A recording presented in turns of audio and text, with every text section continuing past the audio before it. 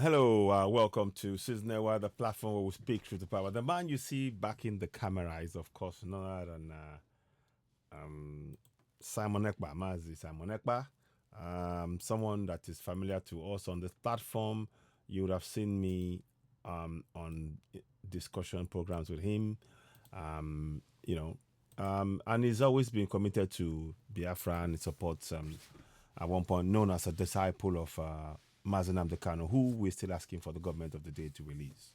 As you all know, Mazi Nnamdi Kanu was arrested under the last administration where Buhari was the president, and now Tinubu is the new president, but is now still not released. So we call for his release. Let us listen to this video and let us see what they've done here. I have to say, it is impressive that they've put this together. Whether or not you agree with it or not, it shows commitment to the cause. The cause being, of course, self-determination, which is the similarity in our approach. There are some things I agree with what is being done, and there are some things I disagree with. But I'm not going to, ignore what has been here, what has been showed here. I'm not going to just say, oh, it doesn't mean anything. There's some things there that relate. And we have to understand that the fact that as we speak in Nigeria right now, people are suffering. People are not able to eat 3 square meals a day. People are dying because of hunger. They're dying in hospitals. And the system is not working. Yes, granted, we know that the government is saying they're trying making efforts, but it's not really impacting on the ground. And also, the fact that the monthly allocation is not being properly accounted for by those who those money ends up in their hands. Those elected officials, from senators, House of Reps, all of these people, governors, and so on and so forth. So in that context, watch it from that point of view. Don't just look at this and think, oh, they're just talking nonsense. But think, as you're watching this, let the image of the suffering at home flash by in your mind, so that you can see that they're not just doing this for the sake of doing it. And I believe that there's a similarity in their calling also for a referendum. Now, there are other things that they do that I'm not in support of, but this side of it, I can see the reason why, so let us watch this. Let's watch.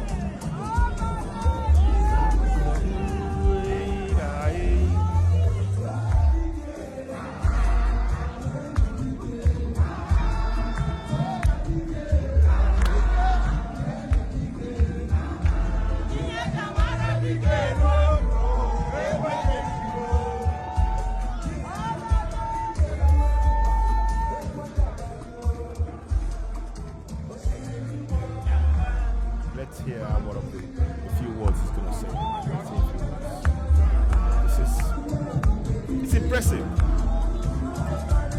I'll be honest, this is impressive.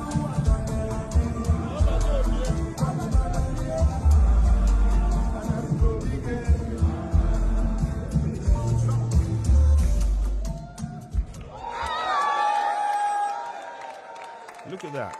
Just look.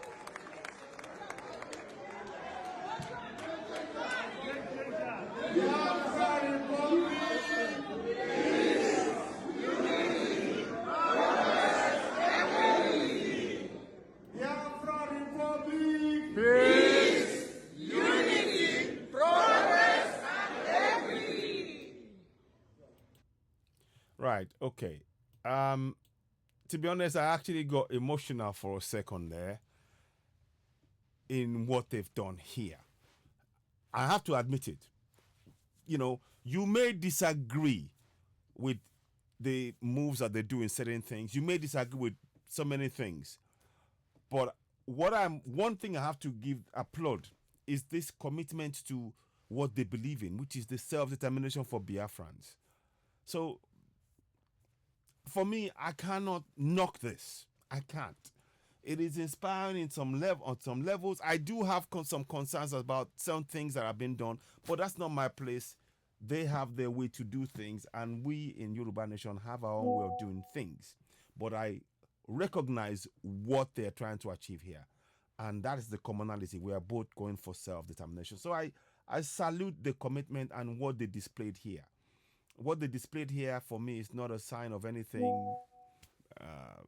in a way that is it's justified, is the way I can put it. It's about self-determination, particularly when you put in context. Remember at the beginning I said we need to remember what is going on right now. As I speak to you, people are at weddings. I've got a video. At weddings, people are not even giving rice and meat anymore. They're bringing kuli and gari and sugar and a bit of milk for people to eat, because there's hunger in the land. There is hunger in the land. So, and the amount of rate at which people, I've seen videos of people carrying out rituals in a way just for money, desperation. And I know the government is saying that they're trying to fix the refineries, they're trying to arrange funds and everything else. I'm not too sure that the approach of the government is quite committed to this. I mean, one of the first things is before you even go into borrow money, I would say that the money that's been looted by our politicians should be the first point of call. I don't feel that our government is dealing with that from that point of view. But anyway, that's my thinking. But, I have to say, Simon Ekpa, kudos on this particular side of it. I'm not, I can see that. I mean, look at the people in the crowd. So it's not like it's some sort of, and look at how he roused the crowd. That is not by accident. Look at how he roused the crowd. Look at how he roused the crowd. Look at the people. The commitment to this. And there I say similarities with Igboho. Although it's under Igboho. Although I do think we do have to look at things as Yoruba people in a different angle. There are things we can definitely look at, and there are some commonalities and things that would work in a particular way. I don't want to go into details, but I'm just saying that we have to acknowledge the commitment to the drive that they have to Biafra. We can't knock that, particularly in the face of the injustice, going on. And I like I said, I just think it's something to look at, and I can't knock it from that point of view. The Biafrans have the right for self-determination, just like we are going for self-determination. I am under no illusion that it's not going to happen immediately. No. There is where the difference comes in. I believe that we need to begin to participate in the governance to be able to take control and actually ensure that the laws that we need to allow for referendums to take place, we have to participate to put that law in place so that we can now go trigger the referendum collectively. That's my belief. And I'm sure they believe in referendum, but they might have a slightly different way. So anyway, for me, I think it's, the pictures and the face of the people tells me a lot. Story. Look at that. Look at the look. That's the story, and he's roused them. So kudos to Simon Ekpa on this. I cannot I'm not going to rubbish anything. We are, you know, that situation that we have on ground is really difficult, and I think um, they've got a declaration in place now, where everybody at the place voted a declaration for the formation of the uh, governance in the government in exile for Biafra, via a declaration. Yes, you can argue they don't have the right, but if the people are saying that because of the fact that many, don't forget, many people are sending money home, myself included, we're sending money home on a regular basis. And that is enough strain, a lot of strain on all of us.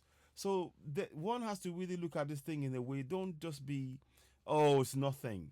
You know, kudos to Simon, on this particular side of it. I'm not advocating for anybody to do anything on ground and all that. No, I think if anything, the only thing I would advocate is for us we need to participate in our governance to be able to hold them to account and to instruct them to put in a referendum to confront this fraudulent constitution that has impoverished our lives.